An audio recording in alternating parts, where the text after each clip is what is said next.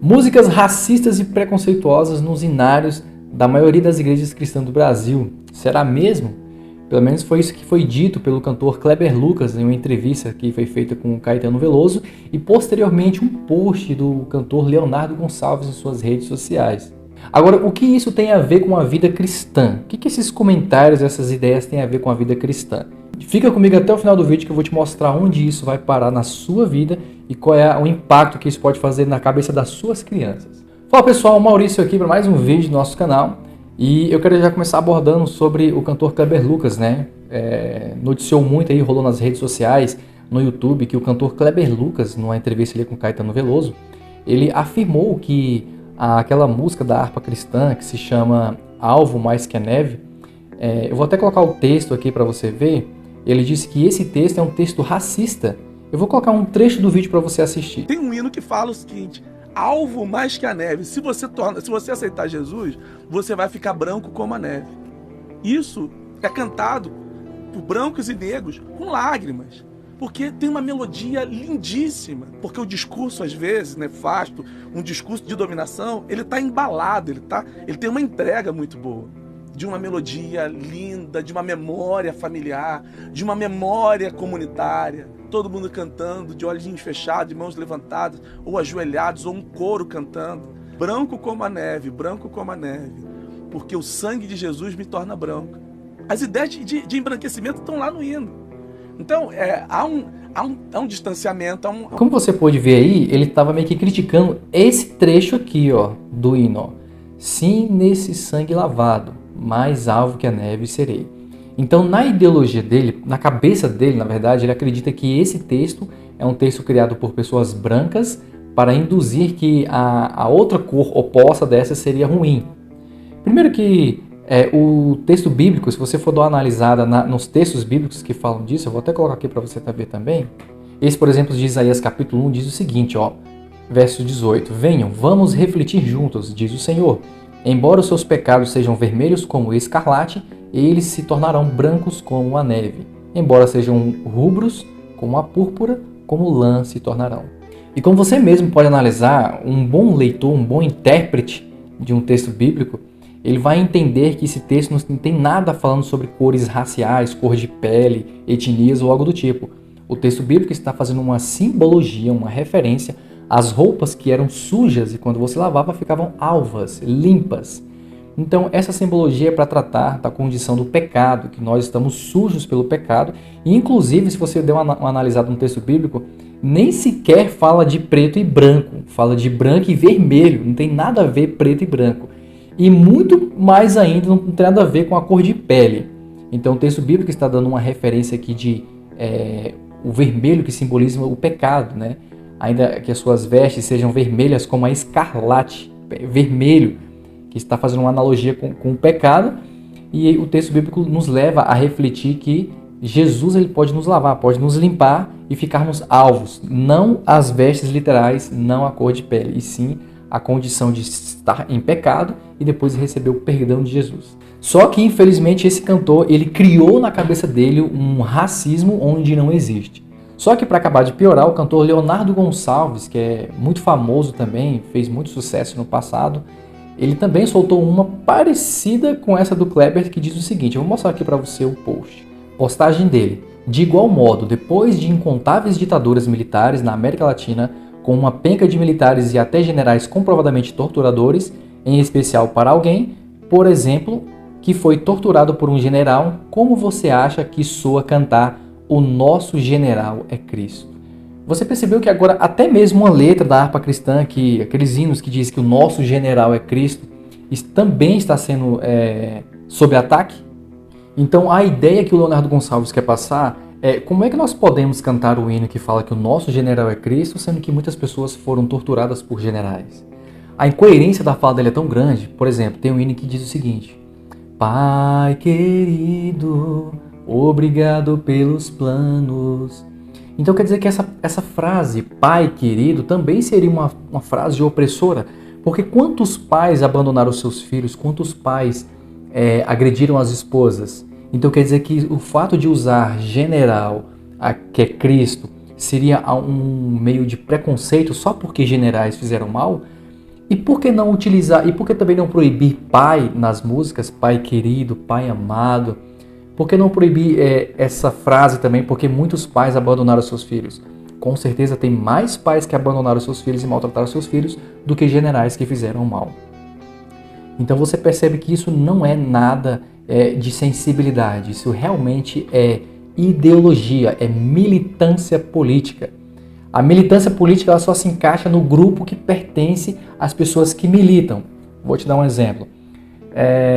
Esses grupos ideológicos, eles militam dizendo que a Bíblia é machista porque existiu o patriarca, né? Os mesmos grupos defendem o candomblecismo, os índios, as mulheres e os negros.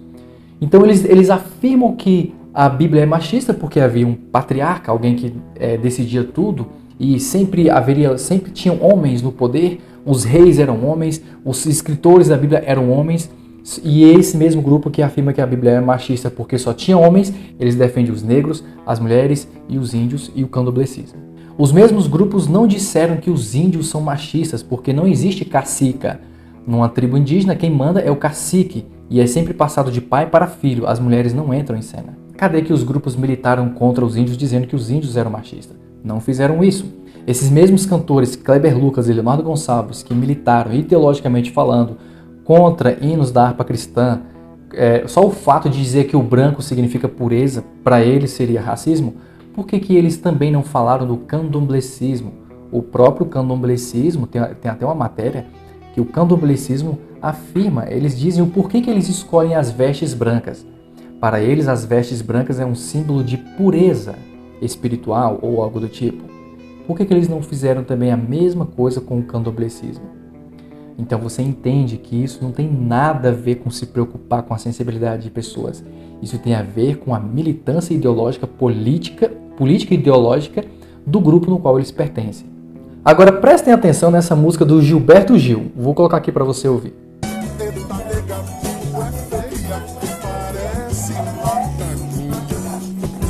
Peraí.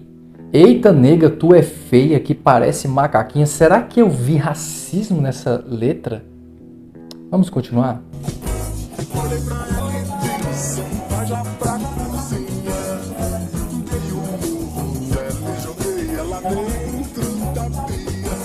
Peraí, olhei pra ela e disse, vá já pra cozinha. Dei um murro nela e joguei ela dentro da pia. Será que eu vi machismo também nessa letra?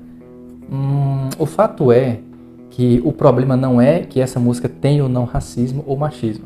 O problema é que é quem fala. Quem é que diz o seguinte? Quem é que fala de preto ou branco? Se for um grupo que não seja dessas ideologias, aí aquilo que ele disse foi machista e foi racista. Se for uma pessoa que faz parte do grupo que acredita, que vive essas ideologias, aí não é machismo e não é racismo, é arte, né? Então você vê a hipocrisia dessas ideologias. Não é o que você fala, é quem fala. De que lado você está? Se você está do lado de lá, pode. Se você está do lado de cá, não pode. E essas ideologias marxistas, né? Teologia marxista, teologia feminista, tudo isso está entrando pouco a pouco dentro da igreja, cativando cada vez mais a cabeça das pessoas, mudando a sua cosmovisão e fazendo com que as pessoas que são cristãs acabem questionando até mesmo a Bíblia Sagrada. Para você ver, um tempo atrás o Leonardo Gonçalves fez uma live com uma feminista católica e foi dito coisas absurdas. Lá ele disse que, a feminista, na verdade, falou que Deus poderia não ser um homem. Por que Deus deveria ser um homem? E por que então Deus criou o homem primeiro? Olha só as ideologias feministas, onde está chegando. A profundidade que está cavando para entrar dentro da Bíblia, dentro da religião e mudar toda a sua cosmovisão, mudar os seus conceitos e fazer com que você comece a ter uma visão diferente de Deus e da criação dele. Nessa live, a feminista, né, Ivone Gebara, ela também falou que Deus poderia não ser um homem. Por que Deus deveria ser um homem? Ele poderia não ser um homem. Ele poderia ser um hétero, ele poderia ser uma mulher, ele poderia ser um gay. Olha só, ele poderia ser uma barata. Por que deveria ser um homem? Deveria ser um ser pessoal. Então essas ideologias, elas estão cada vez mais massacrando a religião. Eles querem fazer com que o homossexualismo seja aceito normalmente pela religião. Na verdade, os homossexuais devem ser respeitados como todo ser humano, mas não devem ser aceitos a prática homossexual pela Bíblia Sagrada, pois a Bíblia condena tal prática. Então, essas ideologias, eles querem empurrar a goela abaixo que existe racismo na Bíblia, que a Bíblia é machista. A Bíblia tem histórias de pessoas, de grupos que foram machistas. A Bíblia não é machista. Ela é apenas um livro de história que conta um fato. Ela conta desde atrocidades feitas por seres humanos até mesmo a criação de Deus, a vontade de Deus. Então essas ideologias querem pregar para a humanidade que a Bíblia é machista, que a Bíblia é racista, que a Bíblia é homofóbica, e isso vai entrando sorrateiramente dentro da cabeça das pessoas, principalmente dos jovens que crescem sem uma base bíblica e acabam se tornando marxistas. E ao invés de se tornarem evangelistas e pessoas de oração, se tornam pessoas militantes de ideologia. E só para finalizar esse vídeo, que eu decidi fazer um vídeo mais curto para falar sobre isso, eu queria dizer o seguinte, esse vídeo ele não vai mudar o mundo, né? E isso não vai fazer com que você mude o mundo. O mundo ele ficará cada vez pior. Quem entende das profecias bíblicas sabe o que vai acontecer. O mundo ficará pior do que o povo antediluviano, né? Que Deus castigou aquele primeiro povo por eles serem imorais, pessoas rebeldes, pessoas desobedientes e por aí vai. O mundo ficará também pior do que os sodomitas, que eram imorais sexualmente falando, eram pessoas avarentas, pessoas jactanciosas, tudo que era de errado eles faziam. Você pode ver um relato histórico dos sodomitas, né, que 2 viajantes que eram anjos foram visitar a casa de Ló. O povo da cidade, inclusive a Bíblia fala que foram os mais velhos, né, os homens os mais velhos, eles tentaram abusar dos anjos, dos viajantes que eram enviados por Deus. Pouco tempo depois, a cidade foi completamente destruída por fogo e enxofre por conta da sua rebeldia e a sua imoralidade. E o mundo cada vez mais está caminhando para essa condição. O que é certo é tratado como errado e o que é errado é tratado como certo. Antes de Jesus voltar, o mundo vai estar um caos. O crime será a novidade do dia. Então por que eu estou fazendo esse vídeo já que não dá para mudar nada? Nós não podemos mudar o mundo não vai ser mudado, não vai ser restaurado a terra, tudo vai ser destruído. Só que esse vídeo ele pode ajudar a você a proteger a sua família. Você não vai conseguir mudar o mundo, mas você pode mudar a vida da sua cabeça, a vida do seu esposo, da sua esposa e a do seu filho, principalmente seu filho que está mais vulnerável nesse mundo ideológico. Então, esse mundo ele realmente ele é perigoso. Ele é perigoso você colocar um filho no mundo e começar a aprender tudo aquilo que é contrário à palavra de Deus. Então, se você é pai ou mãe, um conselho que eu te dou, pegue o celular do seu filho, veja lá o que ele está assistindo, abra no YouTube, veja lá os canais que ele segue, né, que estão inscritos no canal dele, veja o que ele assiste.